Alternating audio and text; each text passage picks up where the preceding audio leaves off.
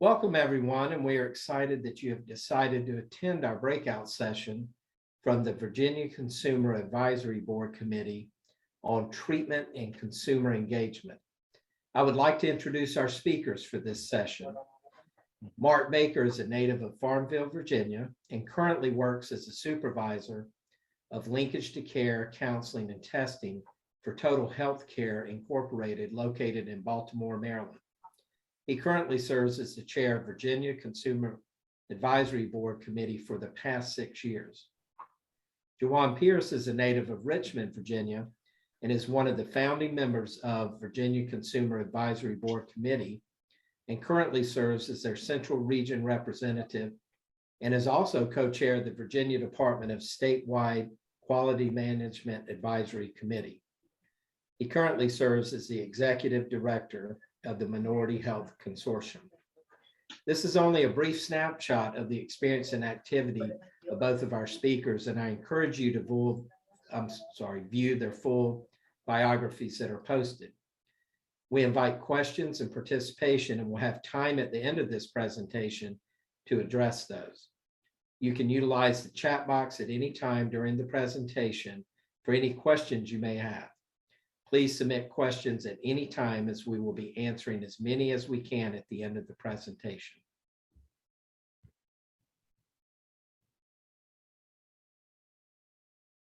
Good morning, everyone. Hi, I'm Mark Baker, and I'm one of the co-chairs of VACAC, Virginia Consumer Advisory Committee. I will be co-facilitating this presentation today with Jawan Pierce, who is our regional rep from our Central Region. This morning, we will be presenting on the COVID reality, pivoting from in-person to virtual consumer engagement.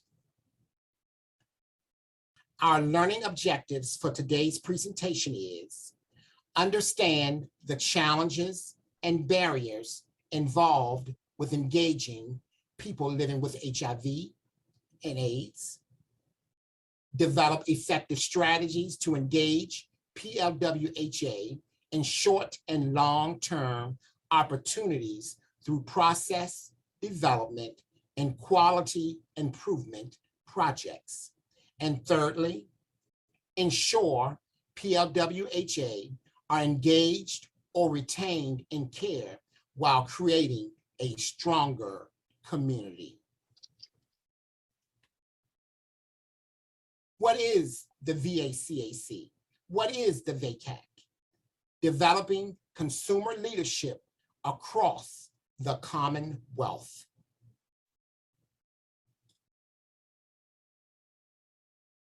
Hey Siri, what is the Virginia Consumer Advisory Committee? Okay, I found this on the web for what is the Virginia Consumer Advisory Committee. Check it out. Yes, come through, Siri. We are official. It's one thing to know that you are doing great work in the Commonwealth of Virginia, but when you are searchable and you're able to Google your name or your presence, that means that you are doing great things. What you just witnessed is presentations that are on the web, that are out there for everyone to search about VACAC, that was presented at one of our national Ryan White conferences a couple years ago. So Virginia, we should be standing up at this moment, giving VACAC, VACAC a round of applause, because we are not just locally, we are nationally. Virginia Consumer Advisory Committee, our mission. The mission of VACAC is to establish a unique and sustainable partnership with providers to incorporate the experiential perspectives of people living with HIV/AIDS into the quality improvement process, which basically means that Virginia has started a new unique perspective to have consumers involved on all levels of our quality improvement plan, our quality improvement processes, and our quality improvement activities and our quality improvement teams. Who we are. We are the VACAC, an advisory committee of consumers in the Commonwealth of Virginia that ensures people living with HIV/AIDS have input in the creation, development, and implementation of all HIV services in Virginia's 5 health regions. And I have traveled all over the country, and I have yet to find another program unique like VACAC. So Virginia, we definitely should be applauding the efforts and the resiliency of VACAC. Here are some of the goals of VACAC: to act as the liaison between consumers, Virginia Department of Health, and service providers, which means that VACAC members, that we should be an instrumental part of keeping individuals on the HIV care continuum from the start of their care and anywhere in the process of their care. If they're having issues or concerns, link them to a VACC member to help them and guide them along the process. To engage, educate, and bring together consumers through a variety of activities that support health promotion and quality of life. We have been doing that for at least 3 or 4 years now, either going around the state, presenting, and now we have moved to a virtual platform, and monthly we have our virtual consumer education Zoom calls.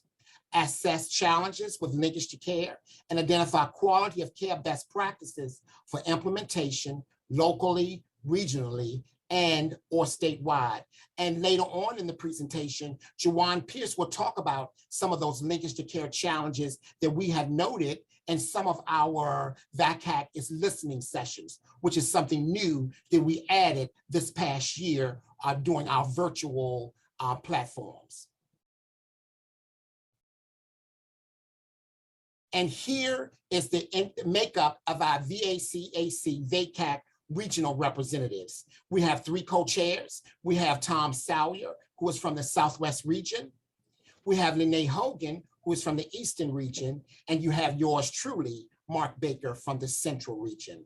And with that, we also have our area reps. We have Vanessa Slaughter from our Northwest region. We have our Northern rep, Liz Martinez.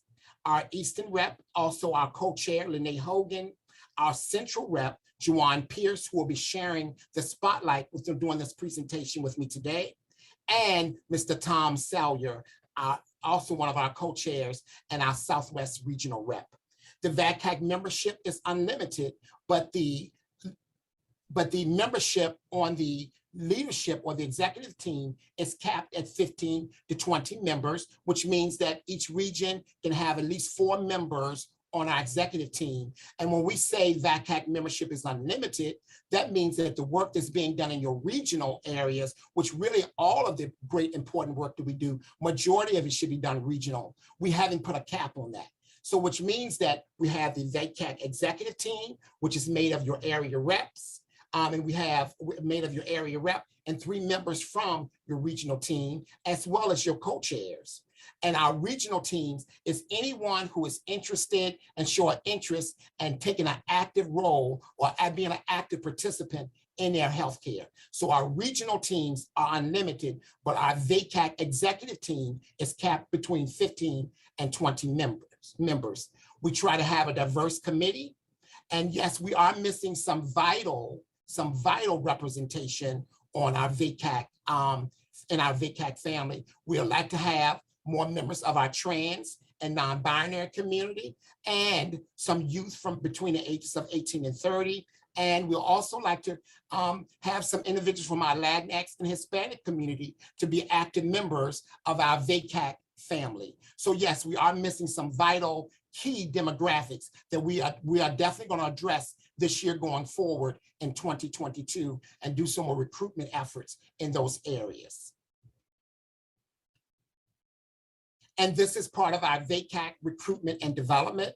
As you can see here by this slide, a beginner is not yet members of VACAC at any level. They go to VACAC with questions or concerns, seeking help and assistance from VACAC. Then you have your intermediate level, interact more fluidly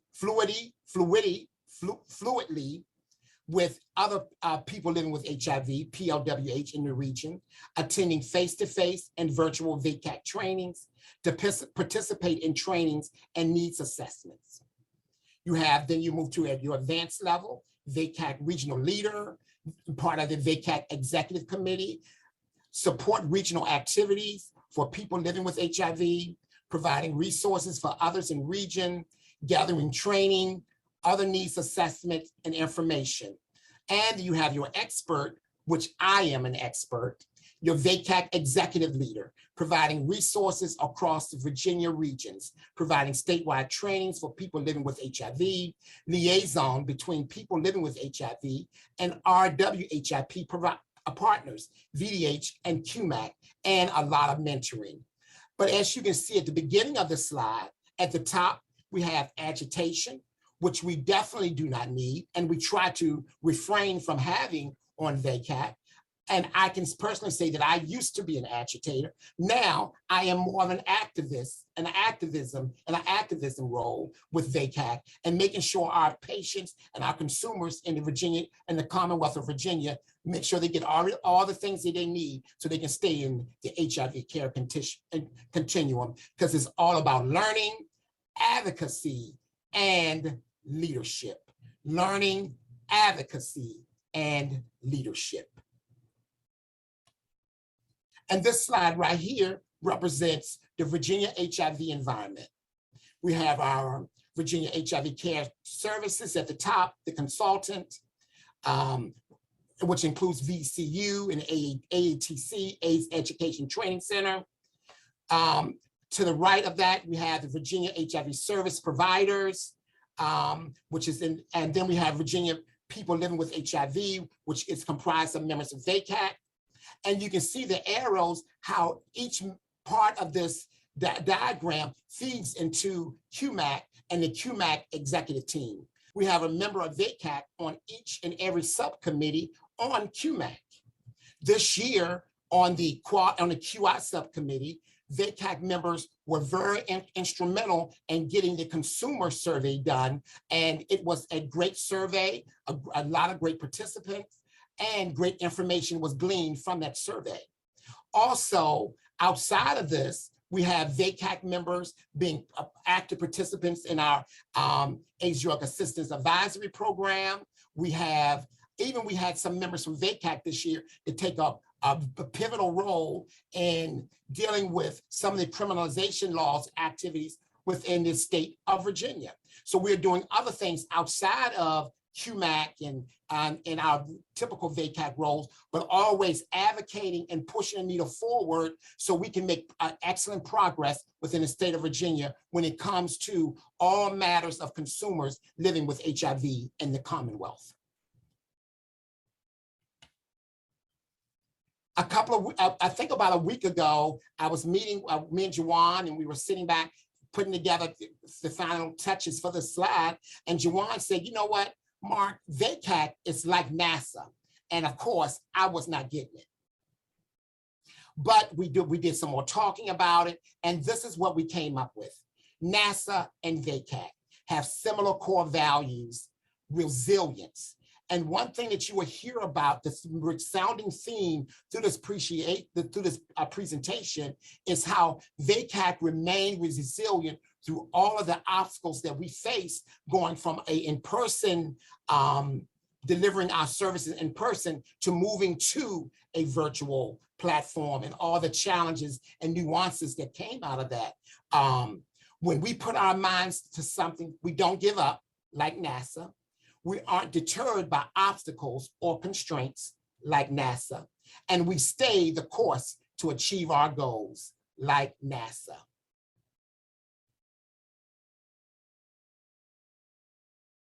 Understanding the challenges and barriers to consumer participation during COVID.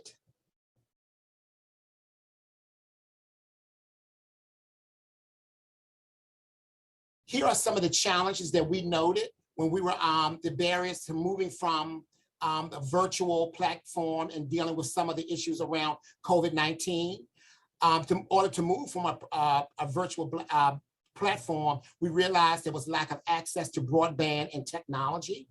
Like some of our VACAC executive members or people from our VACAC community did not have broadband access because they live in the rural part of the state, rural part of Virginia. And so we had to deal with that challenge. And a lot of people, believe it or not, on our executive team had little to no technology experience, how to set up Zoom, the equipment for Zoom, the understanding of Zoom. And so we had to start with the bare basics.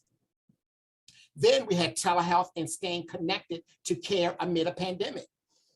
I had never used telehealth before until the pandemic came along. So it was a learning curve for me. So I had to learn about telehealth and all the nuances about telehealth so I could teach and support our consumers around the Commonwealth and telehealth and what that meant and what that looked like. Lack of awareness of Ryan-White HAP programs and planning bodies. And when I say lack of awareness, this too was new for them because, believe it or not, a lot of our provider organizations weren't really using a lot of telehealth as well. Telehealth has been out there for a while, but there really wasn't a big need for telehealth and some of our provider sites until the pandemic hit. So there was also a learning curve for them as well. Lack of access to providers, where we went through, I know where I get my care at VCU. They had a pretty open door policy. You could walk in, make an appointment, walk in. If you need to see someone, they had someone available. Then they went to scheduling. Well, Monday and Tuesday, we're here. Wednesday and Thursday, we're not here. We're not in the office at all. You have to call, leave a number, someone will call you back. So that was a change, not just for me, but for a lot of our patients in the Commonwealth, that we had limited access to our providers, where we had full range of access to providers prior to the pandemic.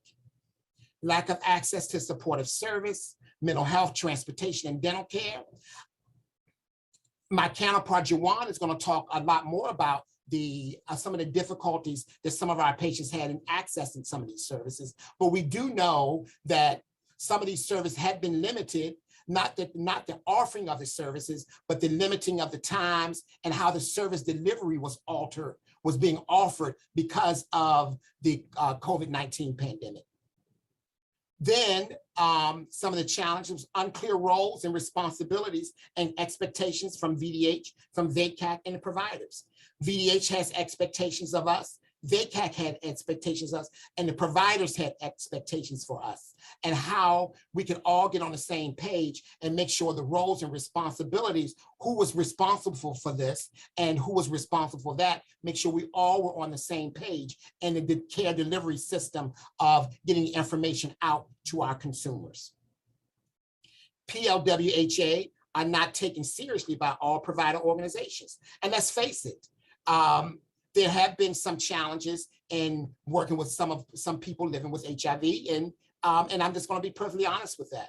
And so, but we do know a more educated consumer, a more learned consumer, is a more active consumer and less of an agitator consumer, and more likely to stay on the HIV care continuum. So I charge all the providers and case managers and member leadership of provider organizations to, whatever your myth is and whatever your notion of how consumers are, this is a new day in the Commonwealth, and VACAC is setting the tone for an educated, more learned, more intelligent consumer in the Commonwealth of Virginia.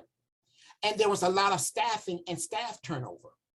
You know, like I said, where I received my care, case management's changed, the hours change. People were there 6 months ago and no longer there. So those were some of the barriers and challenges that we face in participating and activities participating during COVID-19. And as you can see, there were quite a many of challenges. Our first check-in call was on April of 2020. And our check-in call, because this is when we decided we had to do something, that 2020 came in, and we normally would start our programming, our in-person statewide trainings in February of the year.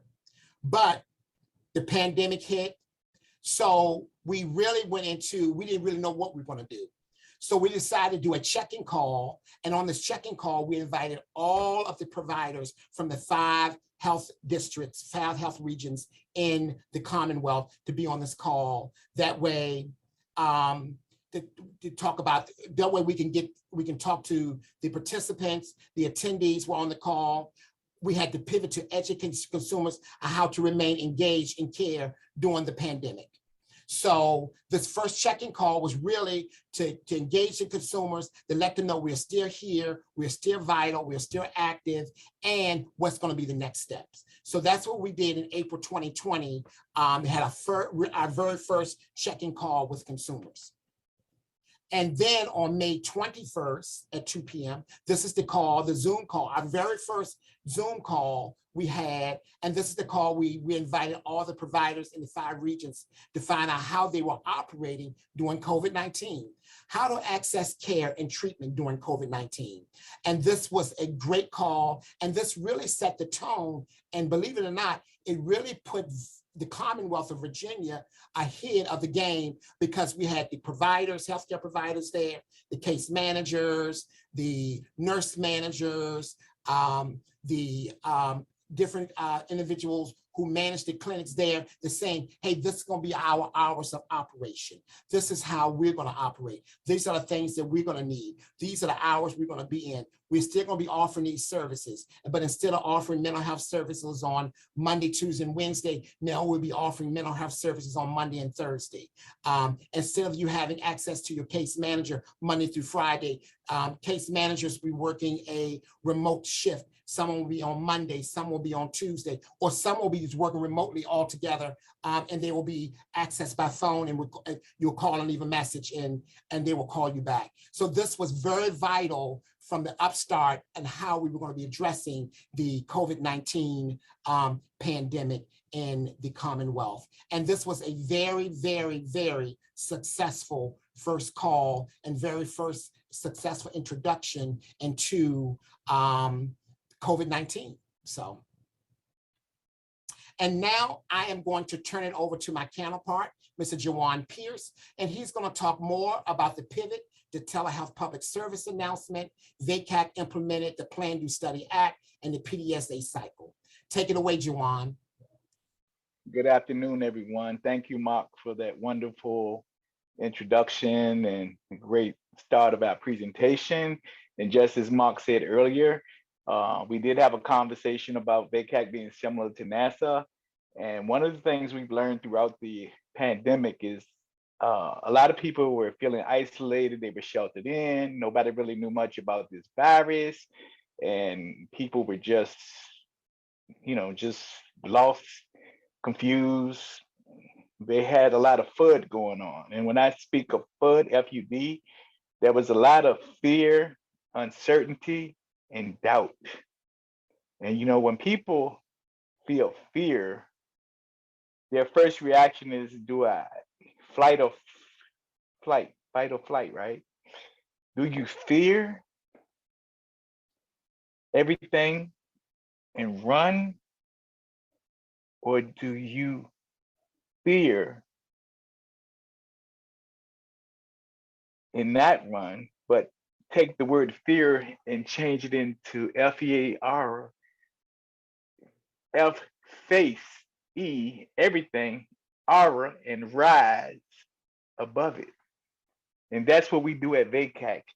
We keep stretching ourselves like NASA. Every time you look, NASA's stretching their limitations. They're curious about the possibilities and the opportunities that lie ahead to sustain our universe. And so at VACAC, we keep stretching ourselves and we refuse to be comfortable. And so we choose to face everything and rise above it. And so one of the things we've learned over the years through our quality improvement program is that in order to improve something, you have to do a process, a system. So we chose to do the PDSA cycle, plan, do, study, and act cycle. We were trying to figure out how do we get people to understand? How do we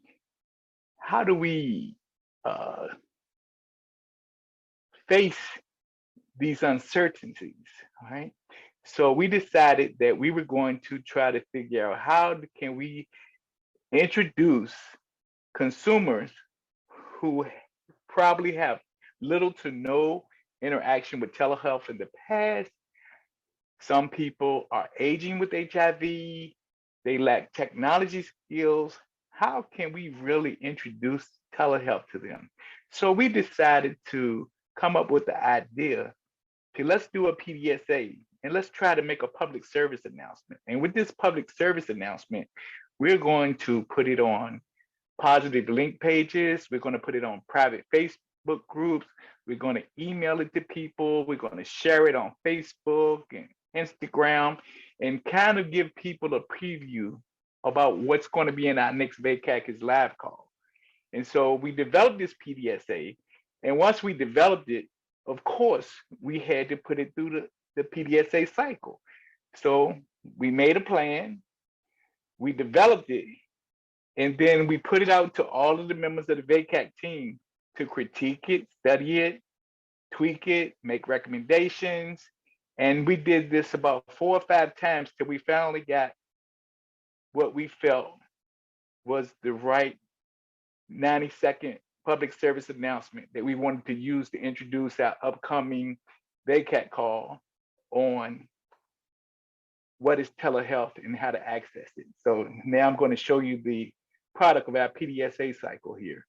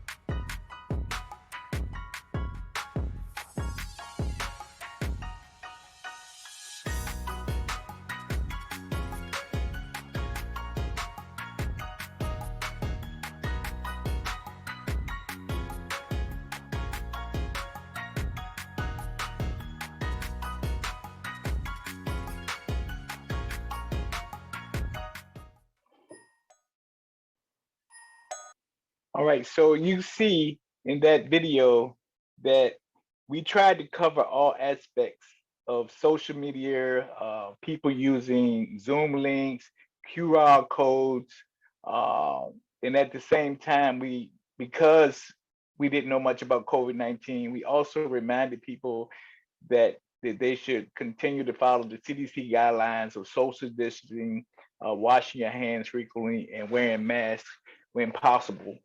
And so we think that that was a really great PDSA study that we did. And as Mark said earlier at the beginning of our presentation, that we wanted you to learn some of the effective strategies that VACAC utilize to engage people living with HIV in both short-term and long-term opportunities. And also, we wanted to show you that we are continuously working with our processes to help keep people engaged or retained in care while creating a stronger community. So the next step in making sure that we were ready to take the challenge of pivoting to the virtual world, we needed to make sure that our team was ready. So capacity building is a part of the continuous quality improvement process. And if we were going to be working with consumers, we wanted to make sure that our team, one, had the capabilities and tools to use to be effective in what we were trying to do. So one of the things that we did at VACAC was we invited external facilitators to assist with our capacity building of our executive team. Even within our team, part of being in VACAC also is having the executive team learn to sort of be trainers of trainers. And Mark spoke about resilience earlier. And, we have a lot of brilliant, resilient members of our VACAC executive team. So we are family and we pull on each other's strengths. So some of our executive team members actually provided technical assistance to some of the other members during the process of transitioning to the virtual world. We would have late night meetups. We call them tech at night sessions. Sometimes late on Monday nights, we'd be in there from like 7 o'clock in the evening, sometimes 11 o'clock at night, helping people to understand how to use their email and how to use group text on their phone, making sure that they knew how to access the technology that we needed and that we were going to be using, and being able to sound the bell to VDH about the needs of the executive committee to be able to do what we needed to do, and also being flexible with our time. As part of sounding the bell, we were able to show VDH that there was a need for us to have the technology for our executive members to be able to function in this virtual world as we were transitioning. And so VDH was able to get laptops approved and were distributed through the VCU educational program. And each member of the executive committee was issued a Chromebook to use to be able to do research topics, to be able to communicate, use emails, create flyers, to be able to access their Facebook and different websites they may need to compile their presentations. Okay, also, we had Microsoft Word tutorial videos. Some people, this may have been their first piece of technology they ever used as far as a laptop or computer or a Chromebook. And so we wanted to make sure that people understood the basics about having Microsoft Word. And of course, it would have been expensive trying to get an external trainer to come in and teach everybody and trying to get everybody, online at the same time to learn about Microsoft Word. So we took advantage of the Microsoft 365 tutorial videos, and those videos were sent out to every member of the executive team, in which they were able to log on whenever their time was free. They could log on, watch the videos at their own pace, and they could watch the demos. So then VACAC emails were assigned, and those emails were assigned and hosted by Minority Health through a Microsoft 365 donation they had of unlimited emails for persons who were volunteers or in partnership with Minority Health. We had PowerPoint presentation skills training. We also were able to get external facilitator to come in and train the VACAC executives, because moving forward, we wanted to make sure that we knew how to run our meetings efficiently. And also with COVID going on, transitioning to meeting online was different from having our meetings in person. And so we reached out to a facilitator who conducted a training on Robert's Rules of Order. And we learned how to make motions, how to table discussions, how to come to consensus, how to keep minutes, how to second motions, and about majority rules and all the different limitations of meeting. And so I posted on this slide here a citation where if any of you need access to Robert's Rules of Order, there's a newly revised edition, and they have created a special edition for those organizations who might be having difficulty in conducting your business during COVID-19 pandemic. And so there's some electronic rules for electronic meetings, and those links are here that you can explore those if you may need them for your own agency or organization. One of the other things that we learned as far as capacity building is that our bylaws were created probably 5 years ago when we were first launching Vaccac at its inception. And Vaccac, like any other organization, experienced growing pains, and we experienced things that we probably didn't think about when we were creating the bylaws. And so we decided that now, especially during the pandemic and the way the world is changing, and we wanted to take a look at the bylaws. So we have been on a monthly basis taking a section of the bylaws and reviewing them as an entire committee and going over it line by line to make sure that every member of the executive committee understands everything that's in the bylaws. And at the same time, we're revising the bylaws on a monthly basis to read them and to see if things are still relevant to what our initial launching of the bylaws. And if not, we are changing them in real time and voting on the bylaws as we review them. And pretty soon we will have completed this revision.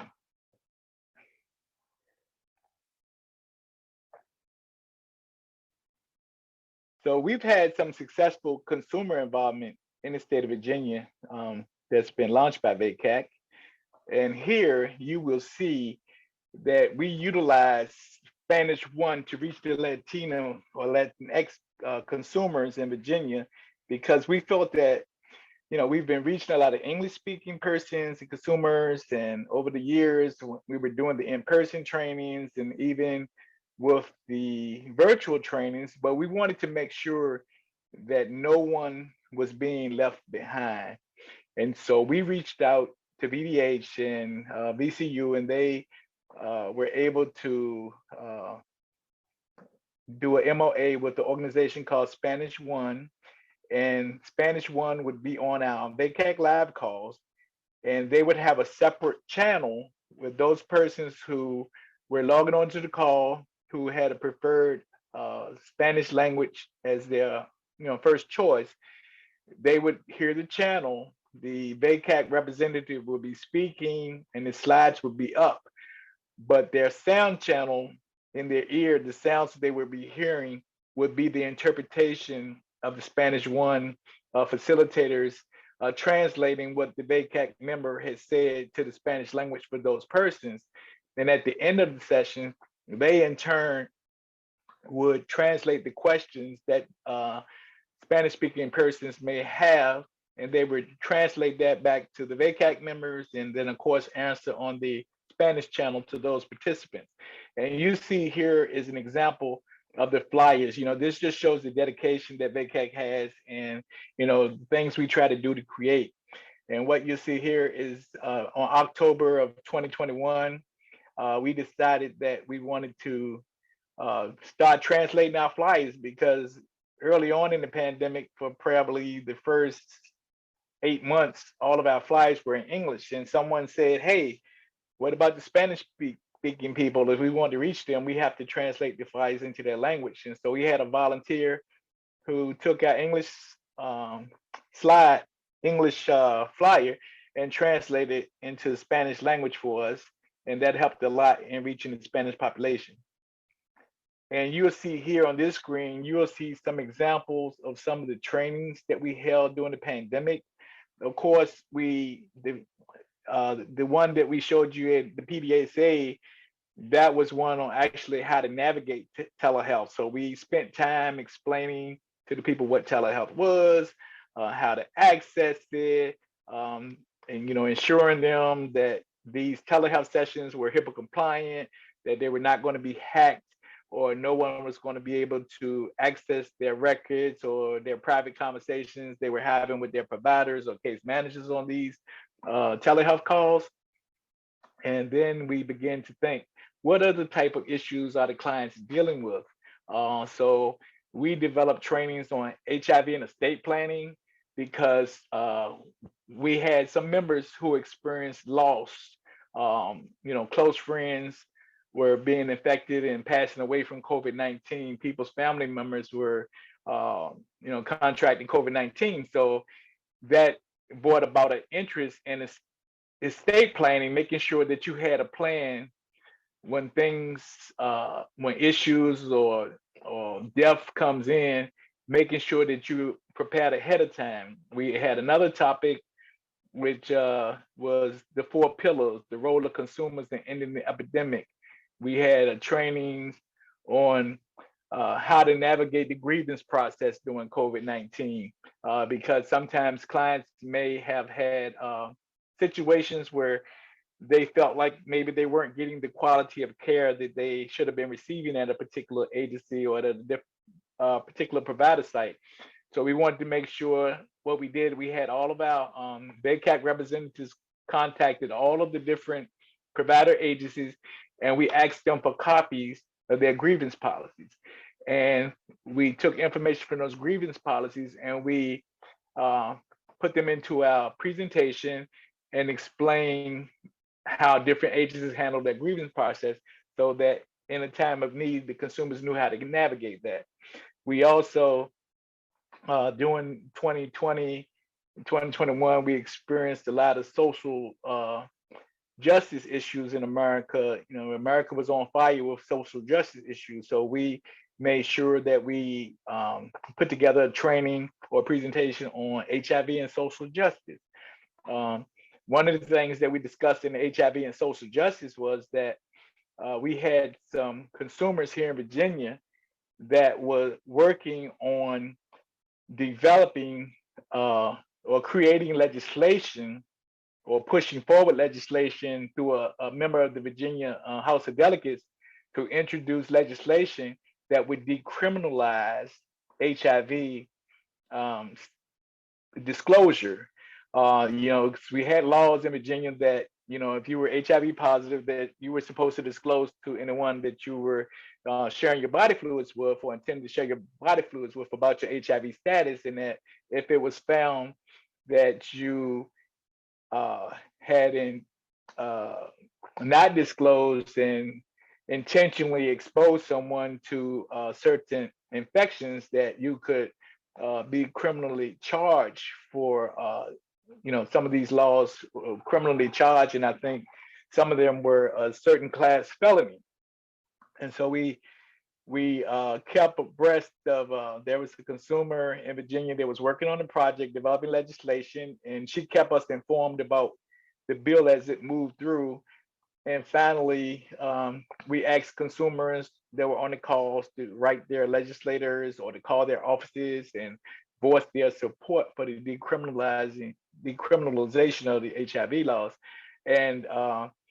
And we can say with much success that there were some changes. That movement made some changes in the laws, and the laws changed in Virginia that I think was after July the 1st of 2021, that you no longer had to tell someone your status of not only HIV, but other sexually transmitted diseases. So that was a big success, and VACAC discussed that in our social justice platform. We conducted trainings on how to budget your money during the pandemic, how to access your credit report, free copies of your credit report, how to talk to your landlord if you were experiencing issues with, you may have got laid off from your job, or you may have been behind on your rent payments, the mortgage. We conducted trainings on how to talk to your landlord and how to access your credit to make sure things that were on your credit report, that you could learn how to advocate to get those things removed from your credit report. So as you can see, we've conducted a lot of trainings, and this flyer here, this was our latest VACAC Live, which was January of 2022. And we knew that during the COVID pandemic, there were persons who had been experiencing intimate partner violence and domestic violence prior to COVID, right? And so the one thing about COVID, we saw an increase in intimate partner violence and domestic violence because those persons who were subject to being having violence posed against them, they used to have a little break when the partner who was inflicting this trauma on them would maybe go to work for an 8-hour shift or a 12-hour shift. And now during the pandemic, some of those partners may have been laid off, they may have lost their job. So whereas you had an 8-hour break, now you're having to be sheltered in with this person who's been inflicting trauma upon you. And so we tried to develop a training for that this year. And we had some consumers that shared some personal experiences. And this particular call, as Mark said earlier, our very first call, there was a telephone call. We had 40 persons, including persons from, different agencies, everything. But on this particular call, we attracted 67 attendees on this call. It was a very impactful session. And not only was it very impactful, but at the end of the session, when we opened up for questions, this presentation was so impactful that it caused some persons to open up and share that they too had been experienced intimate partner violence in their relationships in the past, and they felt compelled because of the presentation to share that. So, and also when we first started doing the Vaccac live calls, we didn't offer any incentives, but we started, you see on this flyer that persons who attended the call, you may be eligible for a $25 food voucher for attending the entire meeting. And I'll explain to you a little bit later in another slide why we decided to do that and why you see that these calls are starting at 7 p.m. Okay, and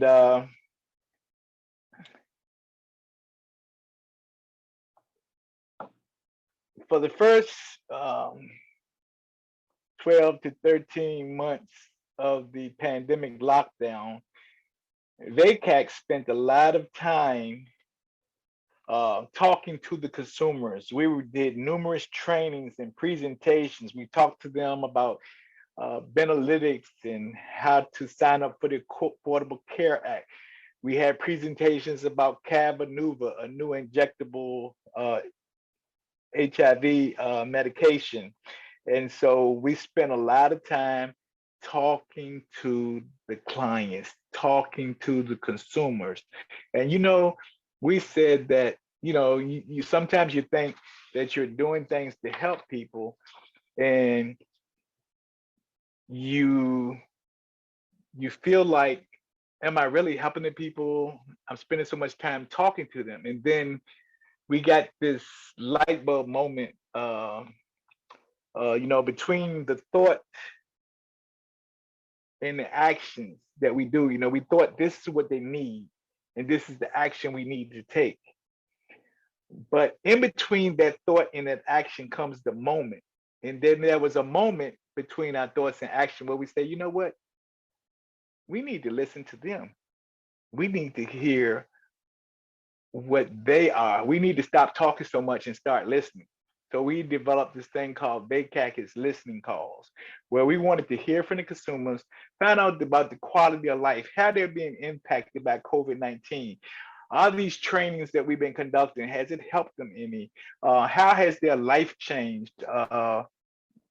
When the audience that's listening to us, they only care what you say to them that can make their lives better, or the quality of their life and self-worth better, right?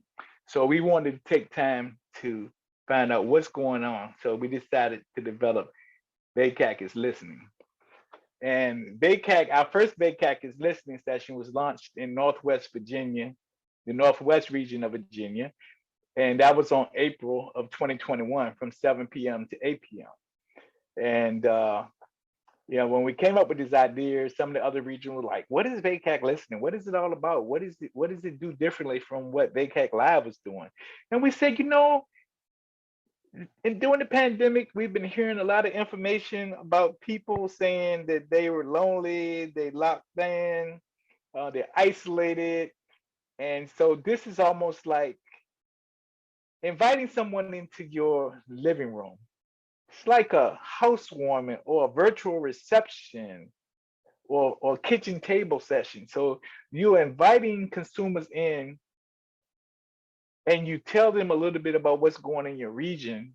And then you sit back and say, hey, tell us about the quality of your care. Have you been having any issues accessing services during the pandemic? And you sit back and you listen.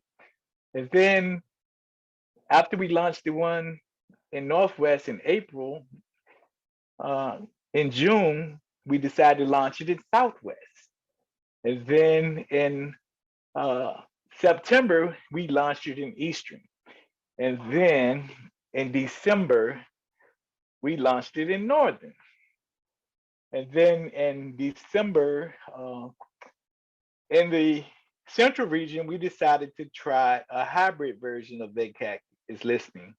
And we decided that we wanted to, for a long time, there had been questions raised and people asking, how can the providers tap into VACAC? How can we meet the consumers?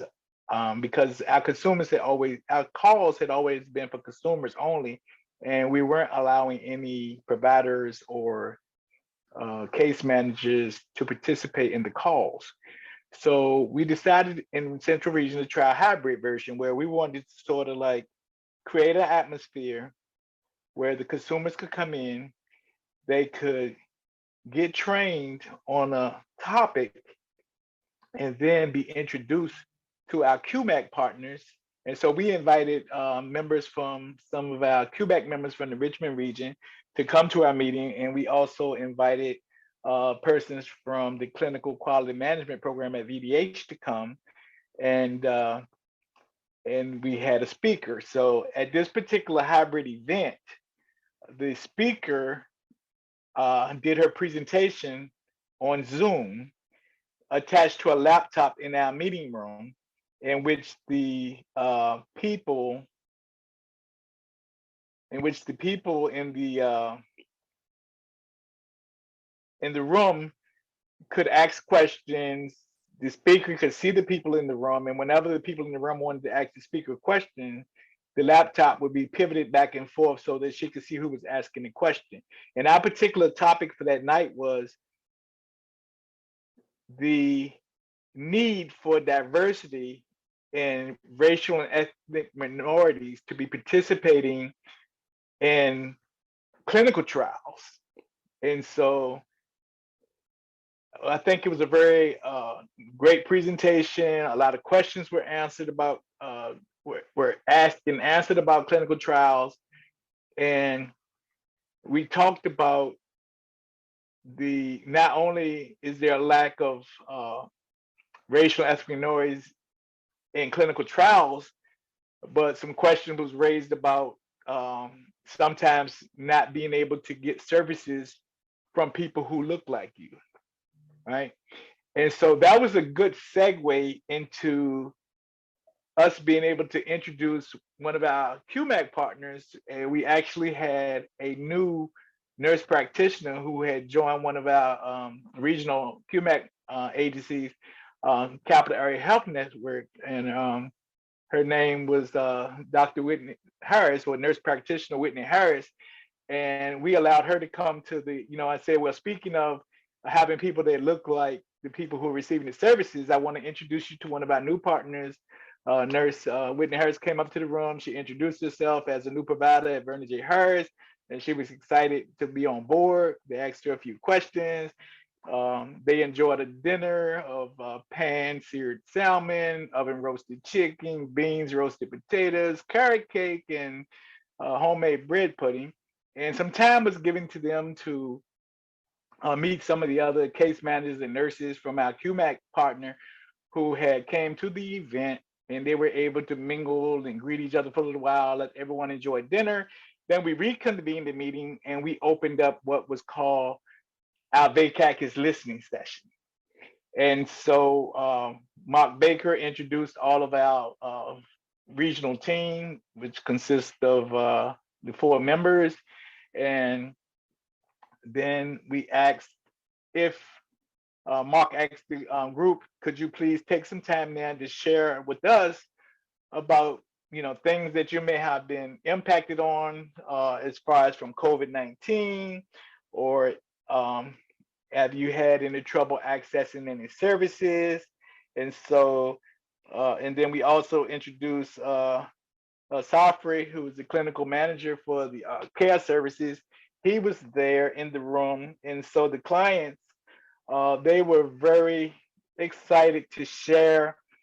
And the good thing about this particular hybrid session was it gave people a chance to open up and talk to real people, which hadn't been done in a long time. And it's sort of like they stepped out of the metaverse back into the universe, right? And some people shared, one participant shared that they had lost their son and their mother 1 month apart during the COVID pandemic. And so that sort of raised issues to us that, you know what, a lot of consumers have experienced grief because of the loss of loved ones, siblings, whether it be a sibling, mother, daughter, son. And so that kind of like raised the aha moment for us that we may want to consider for some future trainings for VACAC Live or in-person hybrid trainings, that we would explore dealing with grief. And there were some persons who had shared that when they go to their provider, that the time is so limited that they feel like they only spend maybe 15 minutes with their provider, and that they don't understand their lags, because a lot of these agencies, as well as having the Positive Links portal, some care sites have a patient portal where the patient can go in and look at their medical records and their lab results. And so we found that some people were having issues not understanding how to read their lab values, because they would go and get their lab work done and they would see all these values that were in red, and it was kind of startling to them, and they felt like the doctor wasn't really explaining to them, why isn't the doctor saying something to me if my stuff is in red? So that raised the issue that we feel like maybe there may be a need in some of our future VACAC trainings to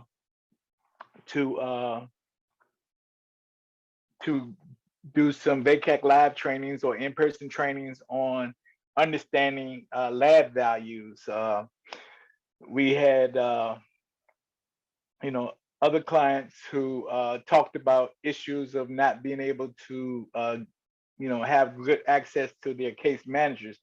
So all in all, that particular night was very successful, and it showed us that as the COVID pandemic starts to wind down or slows down or clears up in the future, that this hybrid may be something that we could duplicate in other regions to sort of introduce our consumers to the QMAC members and sort of have some dialogue going and sort of take down that wall of uncomfortability where you really get to spend some time knowing who your provider is beyond the patient room. Okay, so now I'm going to move on to some of the findings of some of the other regions.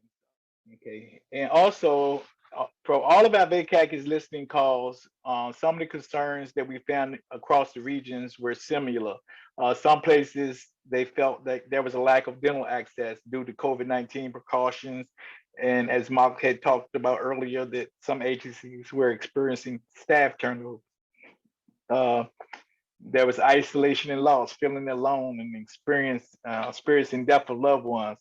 Not having access to mental health services. Some consumers on these VACAC listening calls disclosed that they had long appointment wait times and virtual appointments due to COVID. They felt there was a lack of access. Some agencies had experienced a turnover in their mental health, on the mental health staff. So then, of course, some consumers voiced their concern about not really feeling comfortable doing the virtual because they had been doing in person so long. And so there was a little trouble with them adjusting to the virtual telehealth. All right, so now we're going to go over a little bit about the lessons learned through the VACAC live sessions and our VACAC listening sessions. And basically, some of the major lessons we learned is that intention and time matters, right? What you intend to do with the consumer and at the time that you want to do really does matter. VACAC shifted the time of his calls. When we first started launching the VACAC, his live calls, we're doing them at 2 p.m. in the afternoon. And we felt like our viewership was waning and we weren't retaining as many people as we did on that first telephone call. So we decided, hey, you got to listen to the people. Some of the people we had talked to and said, hey, why weren't you on the call today? Hey, I really want to be on your call, but I work from 9 to 5. I don't get off from 5. One lady said, well, I drive a school bus and I don't get home until 6 in the evening.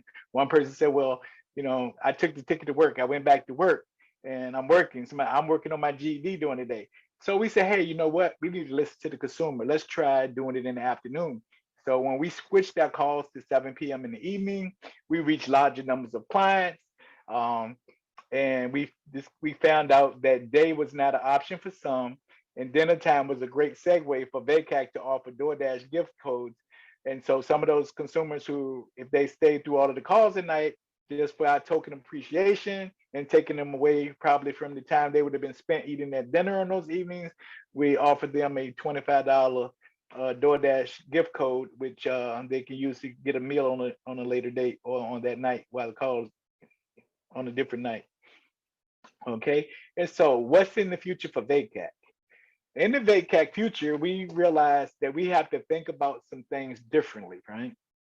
And that we know that knowledge is power.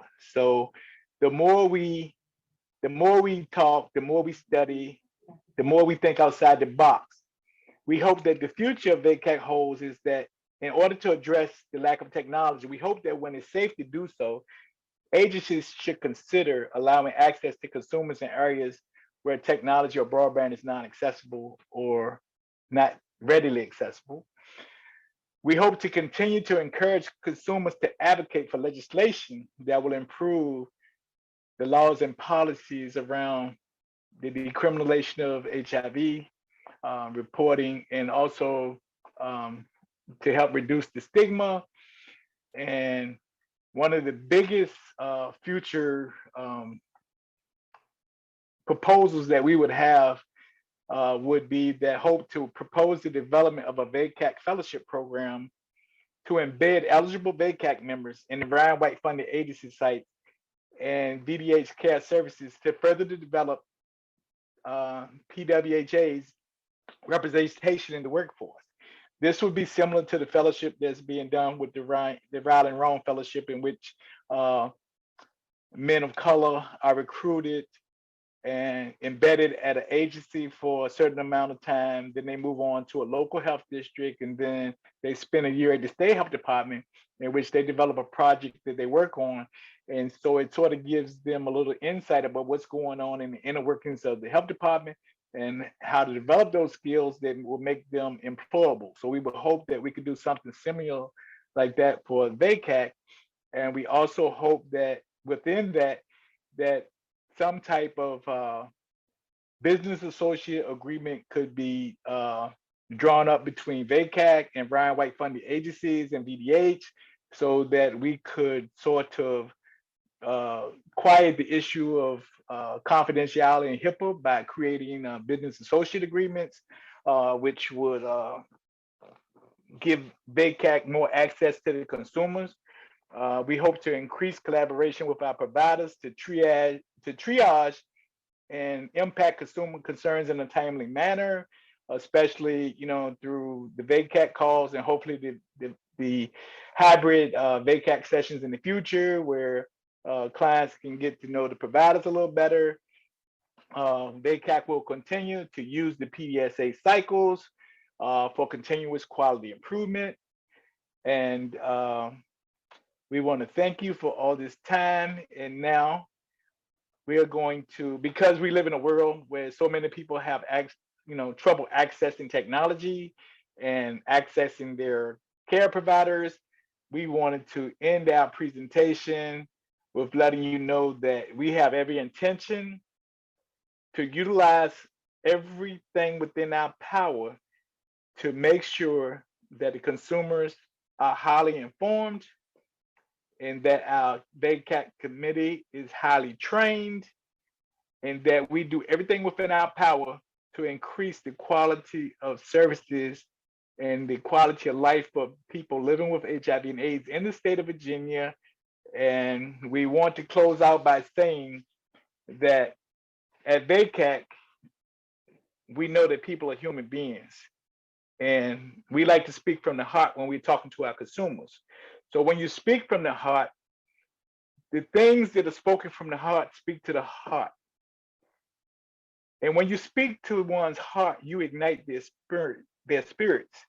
And we hope by igniting their spirits with the knowledge and information that we give to inspire a life for the consumers that will outlive them, and that we allow the consumers to create peace out of the pieces of their life.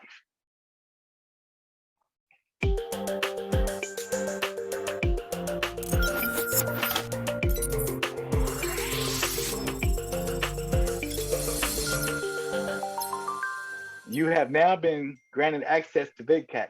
What questions do you have for us?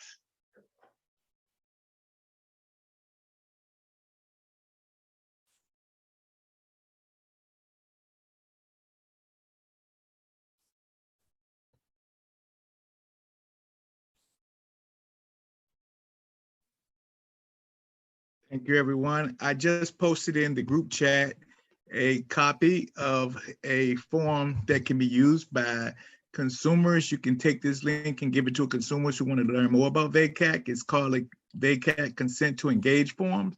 If they fill this form out and they sign put their signature on with their finger, it gives us permission to contact them about future programming, and also to send them information about how to join their regional VACAC, and also they can give us input and feedback on what they would like to see VACAC offer them in the future. That's the other one. And then I'm also going to post a link for providers who want to directly contact the different leaders in the different regions. It'll be a similar link, but this one will be for providers only. And there will be a drop-down box where you'll be able to see the different regions, and you select which region you want to ask the question to, and that they will be able to access an encrypted database where they can read your messages and contact you back. Thank you for that. And right now we don't have any questions in the chat box, so I encourage anyone that has any questions. I believe you can try unmuting yourself if you want to speak up, or put something in the chat box. And we have about 25 minutes left, so please feel free to ask questions. While we're waiting, one of the things that that I really got from this presentation that I think we've seen across the spectrum is the benefits for our patients, clients, to when appropriate and when available, to use telehealth or video servicing. And as a provider, we quickly adapted to that, went through the kinks, and now it's working perfectly for appropriate times, especially when there's barriers to transportation. And, a lot of people are, especially in these times, having to struggle and work 2 or 3 jobs. And I mentioned in the presentation yesterday to the speakers, but put it out to everyone, that one of the concerns we want to make sure that we all work on together is leaving this access available, at least when it comes to provider visits. it's been temporarily put on as appropriate by regulations, but also for any type of insurance billing. And so we hope that everyone will advocate to allow this to continue for our patients. I know they've found it very helpful and they've really gotten used to it. But also, if you guys have any comments, I would assume most, if not all, have been having to use televisits, I call them. But any thoughts you've had on for those that don't have access? I know that we will sometimes offer free phone service to try to help that, provide them with a smartphone and so forth. But if anyone has any comments on that as well as the speakers.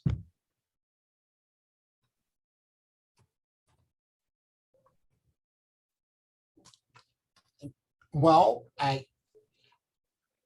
going through this process through the, the COVID-19 pandemic, we see the benefits of telehealth. But one of the things that we've noticed was our 50 and older population really did not gravitate that well toward the telehealth. And I think they had a lot to do with the technological curve. And I fall in that 50 and older group as well. And through the start of the pandemic, that was my first time ever using telehealth. And I had it was a learning curve for me as well. So I think for those agencies or those healthcare systems who I think this is where we are going for the future of health, is going to be telehealth, to keep that in mind of the age of the individual and their ability to feel comfortable with telehealth. Because like me, I still prefer to come in to see my medical provider. So I think you need to have a schedule that's built on and still on in-person visits as well as virtual visits to accommodate everyone. Great, and I totally agree with that. Personally, I prefer face-to-face in person, and it's really adapting to each individual. There's sometimes it's not appropriate. And also when you come to case management, there are times when this, appropriate for telephone or telehealth or televisit, teleconsultation, excuse me. But, on the other side of that is those that, sometimes fall out of care. We can't get them what they need because the fact that they just can't get face to face. And so being able to adapt to that and say, what is safe, what is reasonable, what is appropriate. I love your description. Both my parents are 81 years old and they had to adapt to that. And, I got to be their IT department and it was a struggle. I know that, for those of you, when you're looking at it, some people, if they don't, we find that you can set up pads, loaner pads that you can set up and it's just click, everything else is set up. But just any ideas on that? And I get most of my suggestions from the patients, from the consumers. They have taught us so much, and I think that's important. And answer the question, looks like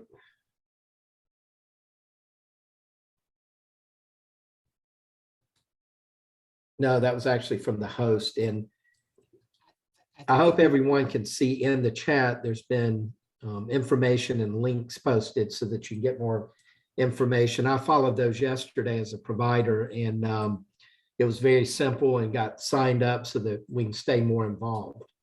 I think we do have a question from Tanya Pacelli. There we go. I do not see that one. Yeah, I see it. Go ahead, Juwan.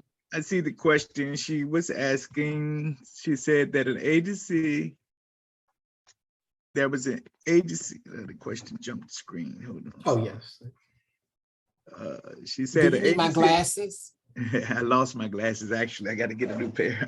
An agency attempted to move to Zoom for their peer group. There was mailings, calls about the new format. Some clients registered, but then there was little attendance. What can the agency do to help the clients adjust to the virtual format? Well, one of the first responses I would have for that agency, one would be, what time of day did they plan the Zoom call for? Because one of the lessons I spoke of in our presentation was that we were trying to do calls from 2 p.m. to 3:30. And, you know, for the last 3 years before COVID hit, we were talking to the clients about, hey, you know, you should consider the ticket to work, because you go back, you can actually make more money going on a real job than you can off of a disability check. And so a lot of those consumers took us up on that.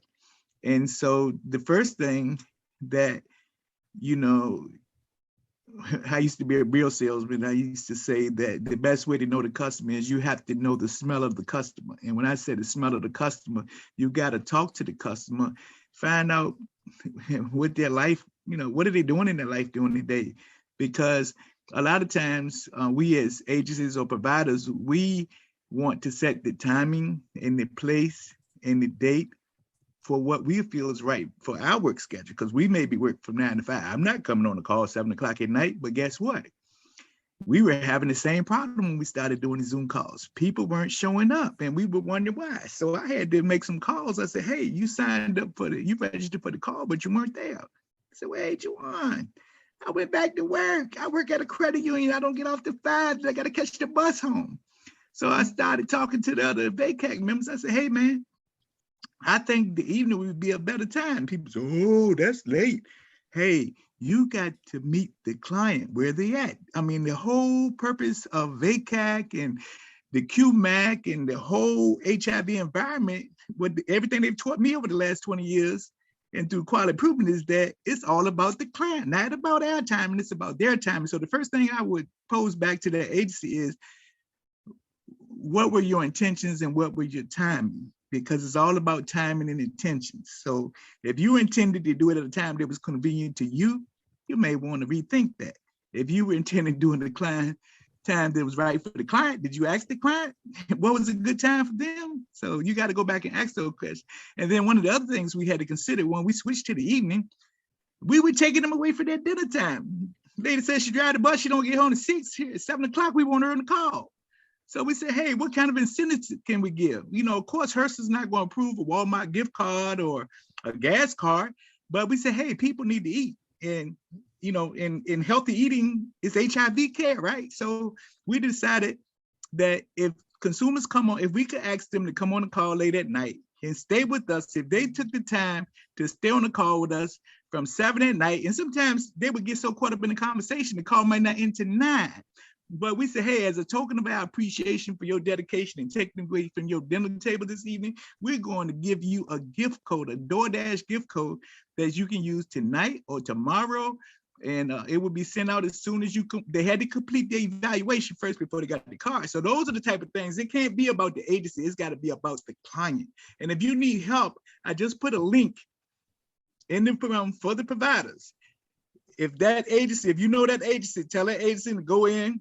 They can send a message to me, Mark, or whatever region they're in, send it to their regional rep, and they will have access to that. And we would be glad to help, you know. And then the other thing is, what are you doing to advertising it? Are you, you know, because at VACAC, Mark and I, you know, and we don't get paid for this, right? So Mark and I sometimes get on the two-way call, and we built our own database. One of the problems we had, because of the HIPAA laws and the different agencies, we didn't have access to come into the agencies and reach their clients. So what we started doing, we created this link to say, hey, when the people on the call, I post a link just like I did today.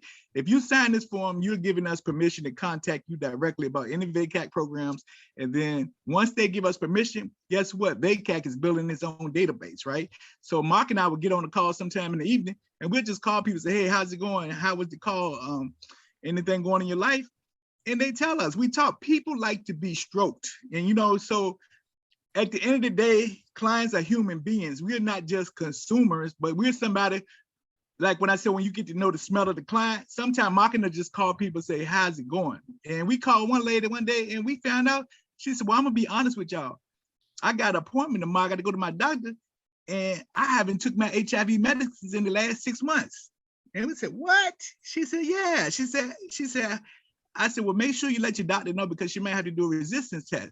But because Mark and I called her, we didn't know she hadn't been taking the medicine. We were just calling to see how she was doing. So sometimes case managers and, you can't be so busy that you can't take time to think about the clients because, in my presentation, you heard me say, we got to tear down that wall between the client patient room where you only got that 15 minutes, like a minute to win it, and the client's mind is going like a whirlwind. They're trying to listen to what you're saying, and you are mostly talking at them, and they're just listening because they look at the doctor as somebody on a pedestal, and they're afraid to say, if I tell them I didn't take my medicine, my doctor's gonna be mad at me. So until we can develop that two-way communication where we make the client feel like they are somebody and that we are a team, and just like you see the guys on the basketball court, these superstars, NBA players, you got somebody like to shoot the ball, but at the end of the day, the only way that we can win as a VACAC, QMAC, and that whole HIV environment that Mark showed in his presentation, it's supposed to be interchangeable. If you look at the logo behind my head, you see engage, educate, and health, and then we work with QMAC, we work with the clients, and these spokes supposed to be turning and they never end. And the oil to keep those spokes lubricated is the communication between VACAC and the providers. Providers, you need to start reaching out to VACAC, connect with us. We know how to reach the consumer. We've done it. We show you. We got the evidence to show you. We've started doing a hybrid now. They were saying, hey, how can we connect to the consumer? Reach out to us. We can help you. We got some high tech stuff, man. And so one of the things that we're going to definitely do here in the central region, and we're going to encourage all the other regions to sort of model this, but we want to try it out first in the central region. When we have our monthly VACAC is listening sessions, we want to invite some of the providers in the central region to come and talk about their services, how to access their services, because once again, as Jawan mentioned, there seemed to be this wall up between the consumers or the clients and the providers. And one of the things we want to do going forward in 2022 is to sort of start tearing down that wall, and the providers can, come and talk about their services and the expectation of their organization directly to the patients. And so that's one of the things we're going to definitely try to do here in the central region going forward in 2022. I see we have another question in the chat box. Yeah, and before we move to that, just one other thought about that, doing a lot of this is specifically for that, when you set people up to do virtual anything, we get trained on it. Then we get it down pat. Mm-hmm. But what I've learned is to keep my expectations when for instance, we're supposed to meet at 2:00, we will start calling early and expect that, and we've learned how to walk them through. So if they don't connect virtually, we have their phone number and we call them and say, hey, let's help you. So keep that in mind when you are setting up schedules.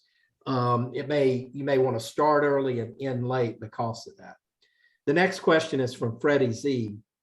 How can VACAC help to provide transportation for individuals/clients that need this service to go to non-HIV related medical care and for the initial medical appointment, and in parentheses, previously positive, to a new provider? And they added, especially for underserved and uninsured clients. Okay, well, also one of the benefits of being a member of VACAC for myself and both Mark, we also work at agencies that provide services. And in the state of Virginia, if we got any consumers on the call, there are some agencies in the state of Virginia that are funded by the Status Neutral Service Navigation Grant. And I think LGBT Life Center in Eastern is one. I know Minority Health Consortium, I think Health Brigade. And part of Status Neutral is that when a client comes into our office to take an HIV test or they've fallen out of care, our job is to talk to that client, find out what their needs are, and be able to make referrals. Like at my agency, if we had a guy move here from Chicago that needed to get into care, he hit us up through the website. We have a thing on our website where you can chat with us through our website now. And he told us he was coming down. When he came down, we connected him with care. We spent some time talking to him, telling him about the layout of Richmond, about support groups, places where he could go. And if he had a car, he was able to get there. But we've had some clients that come into our office that test positive. They don't have a ride, right? They test positive. And you heard Safri, if you listen to Safri's presentation yesterday, he was talking about this pilot program that VDH launched last year with some of the clinics where they do the rapid HIV initiative, where when a person tests positive, you get them linked to care right away. So I can say that at Minority Health Consortium, where I work, that we've had clients come in our office on a Wednesday night around 5:30, 6 o'clock at night, test positive. I'm on a text message to Cornell Atkins over, or Miss Phyllis Mann over at Vernon J. Harris. They got some HIPAA compliant jot forms. We let them talk to the client on the phone right there in the office, because of course we've already explained all this. We explained the whole process of status neutral and rapid start to the client before we initiate the actual test, which only takes a minute. And so, and daily planning, I see somebody said daily planning has rapid start. So we call them and they get that person had their appointment at Vernon J. Harris before they left our office that night, okay?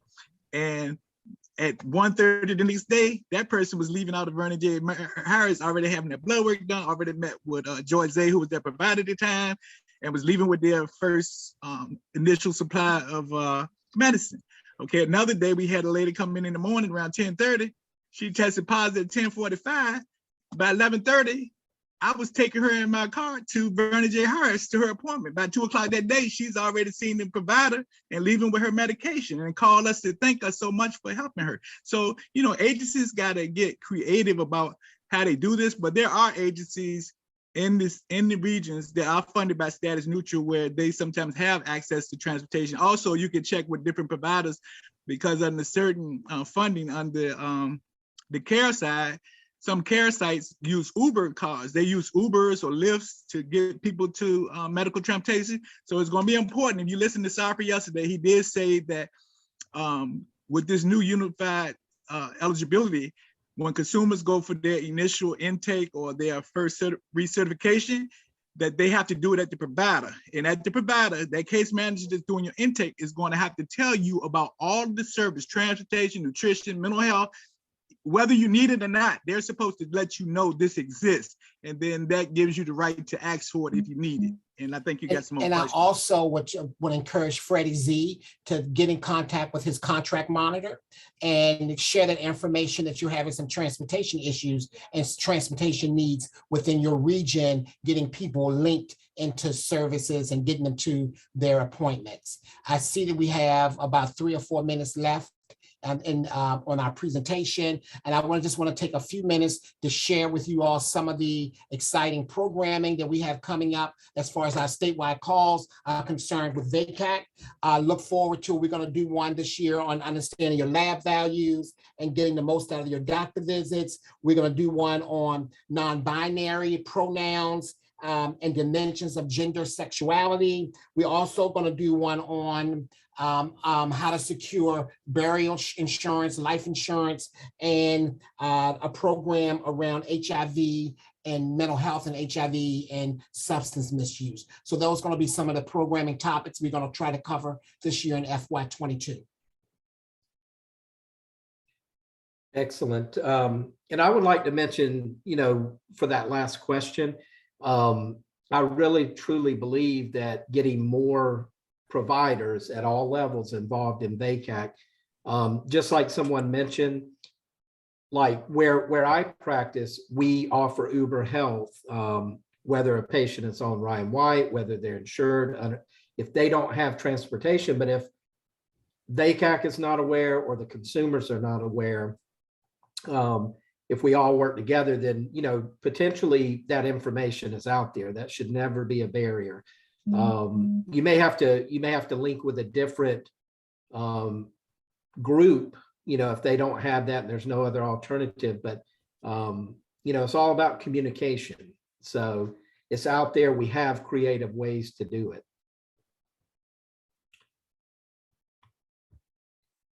Looks like we're down to about a minute left. Any other questions?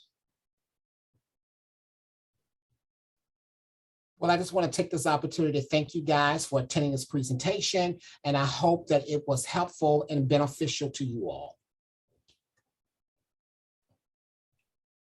And thank you guys. What a great presentation. Thank you all for attending, and I hope you got as much as I did out of it, and hopefully we'll see more of you in the future.